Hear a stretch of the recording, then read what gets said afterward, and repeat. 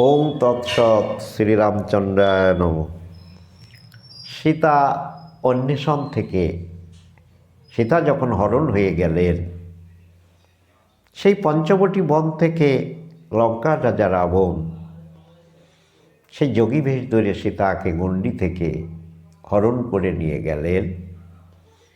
কিন্তু সেই হরণে কি হয়েছিল পরবর্তীকালে এবং তার সন্ধান কি করে পেলেন রাম, কিভাবে, তার জন্য কি ব্যবস্থা করেছিলেন।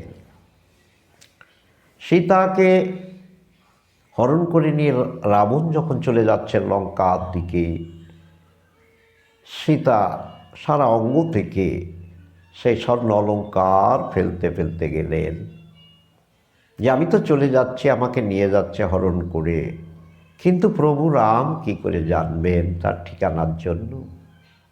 তিনি ওই স্বর্ণ অলঙ্কার ফেলতে ফেলতে গেলেন। কিন্তু উপরে গিয়ে যখন চলে যায়,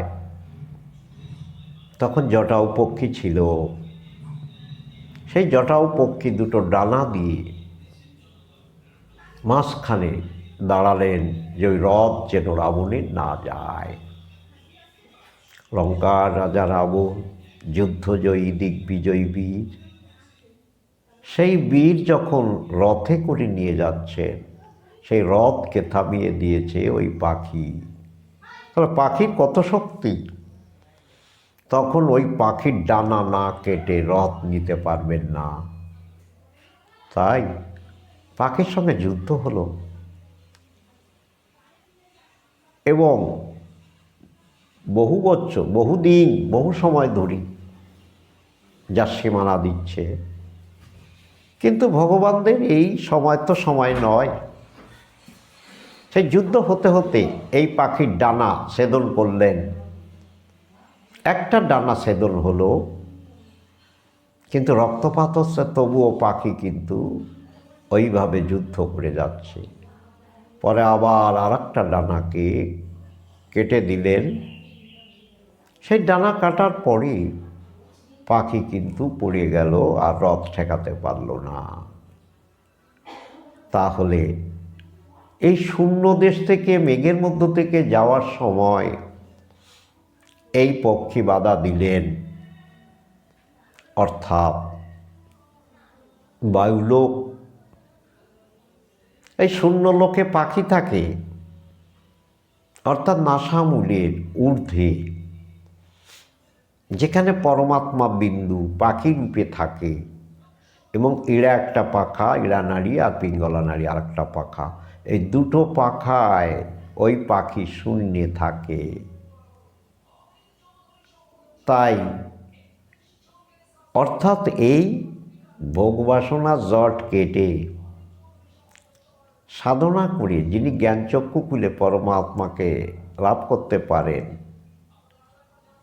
তিনি এই পাখি হয়ে তিনি মুক্তির পথে যেতে পারেন এবং মোহমায়া ত্যাগ করতে পারেন। তাহলে রাবণ হয়ে পাখির সঙ্গে যুদ্ধ হলো।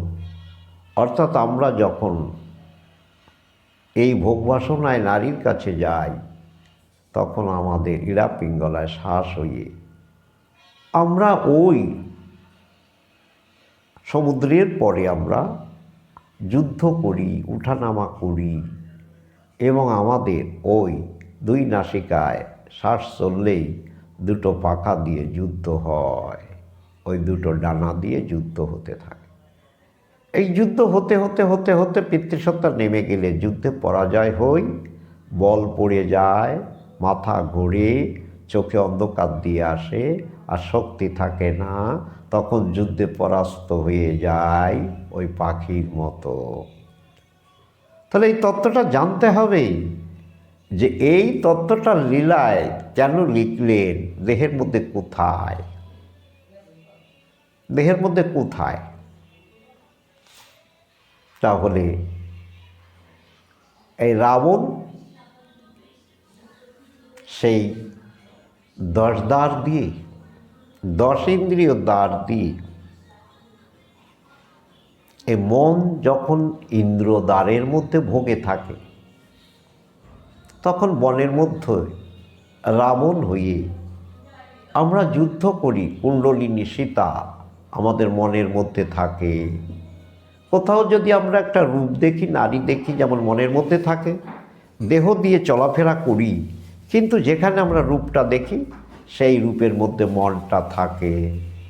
তাই রাবণ অর্থাৎ কি, আমরা প্রতিটা মানবী ভোগের জন্য 10 ইন্দ্রিয় দ্বার দিয়ে ওই রূপকে যখন আমরা সত্য চিন্তা করি এবং সেই রূপের মধ্যে মন থাকে, তখনই সে মনের মধ্যে মনোরথে আমাদের সীতা থাকে। সেই সীতাকে আমরা ভোগ করি ভোগের জন্য, কিন্তু দেখা যায় সীতা কোথায় রয়েছে, রূপ কোথায় রয়েছে, অন্ধকারে চিন্তা করতে করতে এদিকে আমাদের শক্তি হারিয়ে গেল। তাহলে এই যুদ্ধ করতে, সীতাহরণ করতে গিয়ে এই সীতার সঙ্গে কিন্তু পরাজয় হয়। তথাপিও কিন্তু আমাদের হুঁশ হয় না যে এই সীতাকে হরণ করা উচিত নয়। এই জগতের মানুষ কিন্তু এই যোগী বেশ ধরে, অর্থাৎ ভক্ত বেশ ধরে, সাধু বেশ ধরে ঘরে ঘরে এইভাবে ঘুরবেন। কিন্তু রাবণ যেমন হরণ করেছে পঞ্চবটী বন থেকে, এইভাবে কিন্তু জগতে প্রতিটা জীবের মধ্যে কাম কামনা থাকলে এই ভাবগুলো এসে কিন্তু সীতাহরণ হবে বা স্বভাবে সীতাহরণ হয়। সেই ভাবটাকে বোঝাবার জন্য রাবণকে দিয়ে এই রামায়ণে দাঁড় করিয়েছেন যে রাবণ হয়ে সীতাহরণ করেছিল রামের সীতা।